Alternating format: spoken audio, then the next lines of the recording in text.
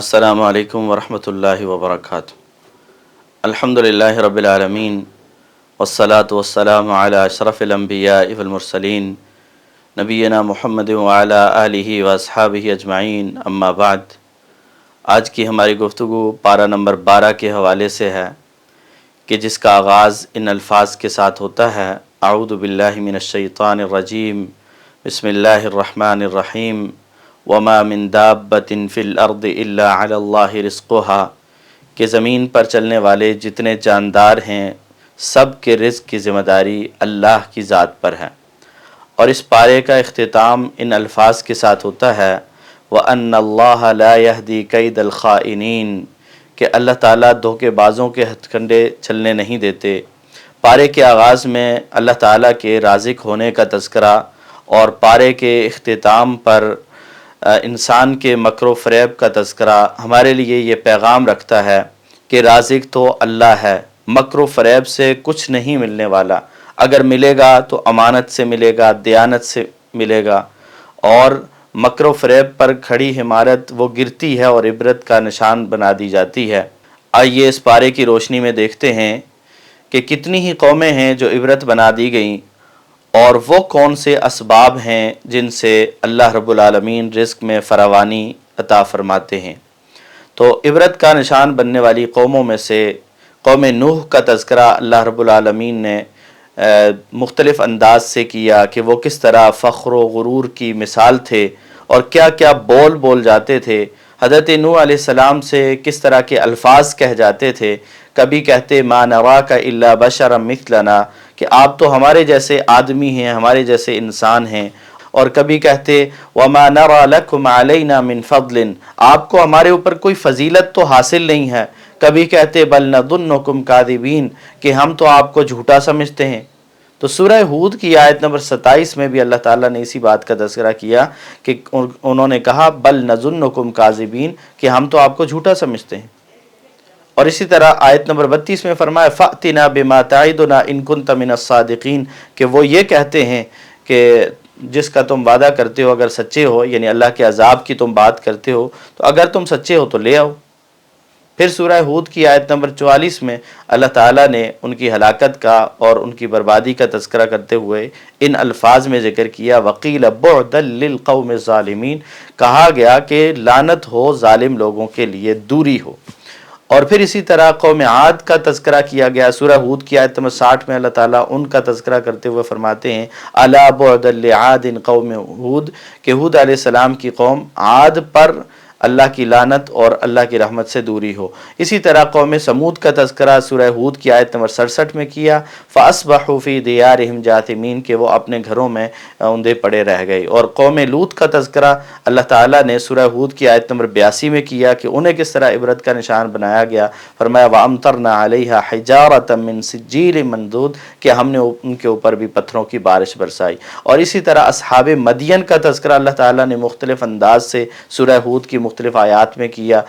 کبھی وہ اپنے پیغمبر سے کہتے ہیں الصلاۃ تأمرک ان نترک ما یعبد آباؤنا، کیا آپ کی نمازیں آپ کو یہ سکھاتی ہیں کہ ہم اپنے آباء و اجداد کے طریقے کو چھوڑ دیں، جن کی وہ عبادت کرتے تھے اس کو چھوڑ دیں۔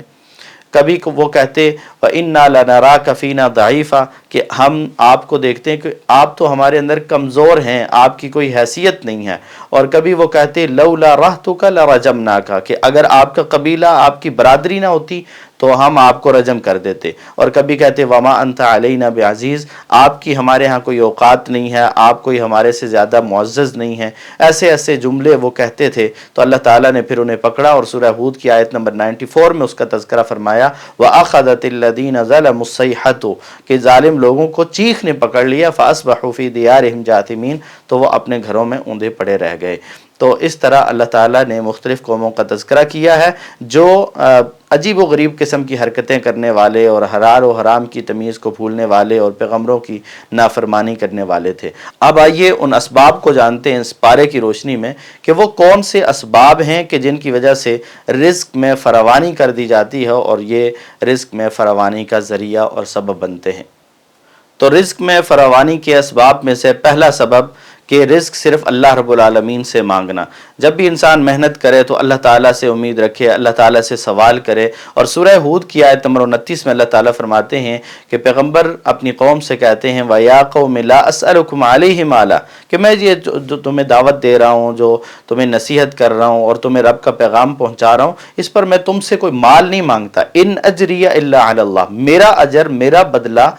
اور میرا جو ثواب ہے وہ تو اللہ کے ذمہ ہے, وہ تو اللہ تعالیٰ نے ادا کرنا ہے, وہ تو اللہ تعالیٰ مجھے عطا فرما دیں گے. اور اسی طرح دوسرا سبب ہے غرباء اور مساکین کی مدد کرنا. معاشرے کا وہ طبقہ جو پسا ہوا ہے, جن کی ضروریات بہت زیادہ ہیں اور جن کے پاس وسائل نہیں ہیں, اسباب نہیں ہیں, ان کا خیال رکھنا, ان پہ خرچ کرنا, ان کو اپنے مال میں سے دینا, یہ بھی رزق میں اضافے کا باعث ہے. اور سورہ ہود کی آیت نمبر 30 میں اللہ تعالیٰ فرماتے ہیں وَيَا قَوْمِ مَن يَنصُرُنِي مِنَ اللَّهِ إِن طَرَدتُّهُمْ أَفَلَا تَذَكَّرُونَ. یہاں پیغمبر اپنی قوم سے کہہ رہے ہیں کہ اگر میں ان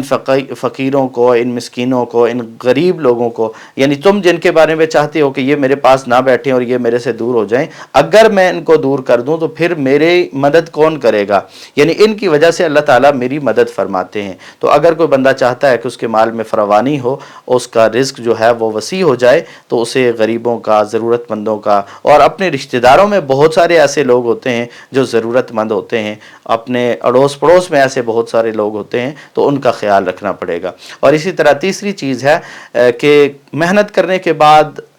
کوشش کرنے کے بعد معاملے کو اللہ کے سپرد کر دینا اور اللہ پر توکل کرنا, اللہ کے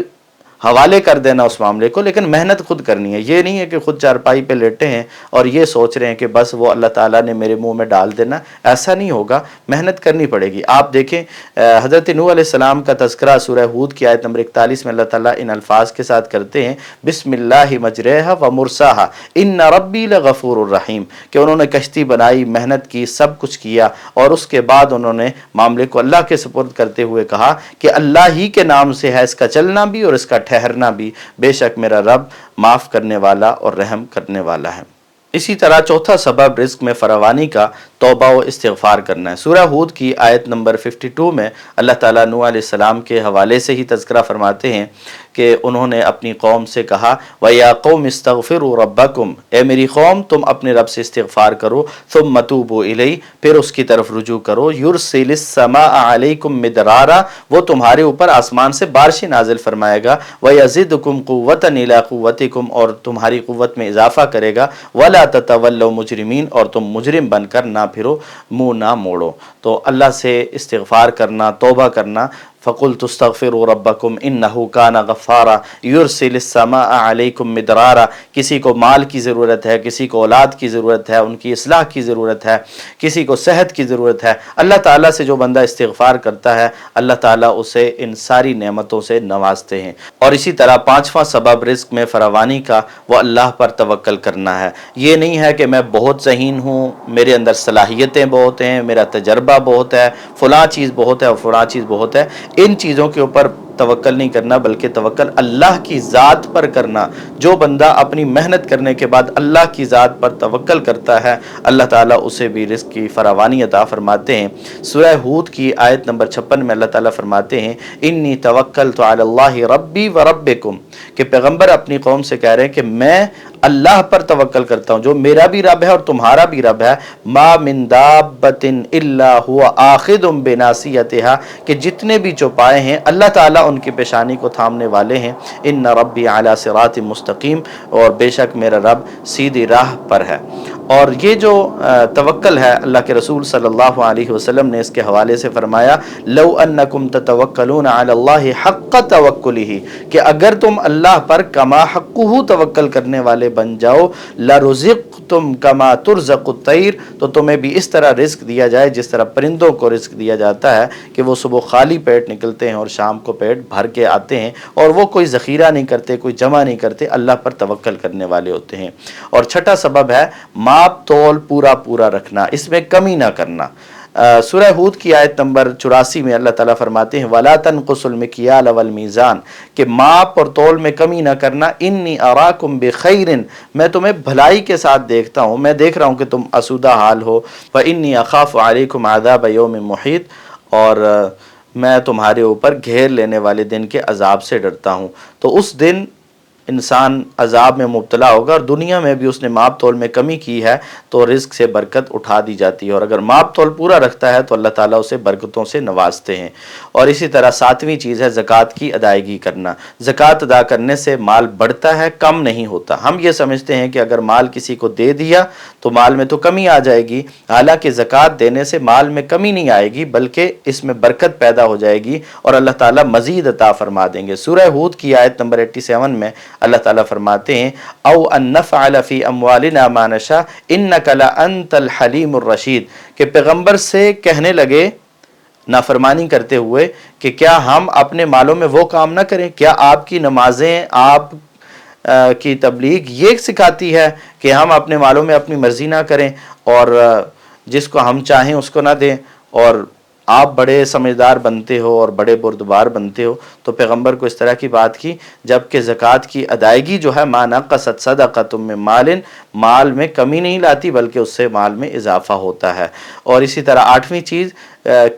کہ کسی کے ساتھ فراڈ نہ کیا جائے، دھوکہ نہ دیا جائے کسی کو۔ جہاں ہم اللہ کے رسول صلی اللہ علیہ وسلم کا یہ فرمان یاد رکھتے ہیں کہ من غشنا فلیس منا، جس نے ہمیں دھوکہ دیا وہ ہم میں سے نہیں ہے، بلکہ بعض حدیث میں الفاظ تو یہ ہیں من غش فلیس منا، جس نے دھوکہ دیا، ہمیں صرف نہیں کسی کو بھی دھوکہ دیا، یعنی نہ تو کسی مسلمان کو دھوکہ دے سکتے ہیں، نہ کسی کافر کو دھوکہ دے سکتے ہیں، نہ کسی انسان کو، اور نہ ہی کسی جانور کو دھوکہ دے سکتے ہیں۔ تو کسی کو بھی دھوکہ نہیں دیا جا سکتا۔ سورہ ہود کی آیت نمبر 112 میں اللہ تعالیٰ فرماتے ہیں فَاسْتَقِمْ كَمَا أُمِرْتَ وَمَنْ تَابَ مَعَكَ، یہ پیغمبر آپ بھی جیسے آپ کو حکم دیا گیا ہے اس پہ ثابت قدم رہیں، اور جو آپ کے ساتھی ہیں وہ بھی، وَلَا تَطْغَوْا، اور دھوکہ حد سے تجاوز نہ کرنا، اِنَّهُ بِمَا تَعْمَلُونَ بَصِيرٌ، بے شک جو تم کرتے ہو اللہ تعالیٰ اس سے واقف ہیں اور دیکھتے ہیں، اسے دیکھ رہے ہیں۔ تو لا تطغوا، تم کسی صورت بھی حد سے تجاوز نہ کرو، یعنی حد سے تجاوز ہے دھوکہ دینا، فراڈ کرنا، کسی کے ساتھ دھوکہ دہی کا کوئی بھی معاملہ کرنا، یہ حد سے تجاوز والی بات ہے۔ اور اسی طرح نویں چیز صبر سے کام لینا۔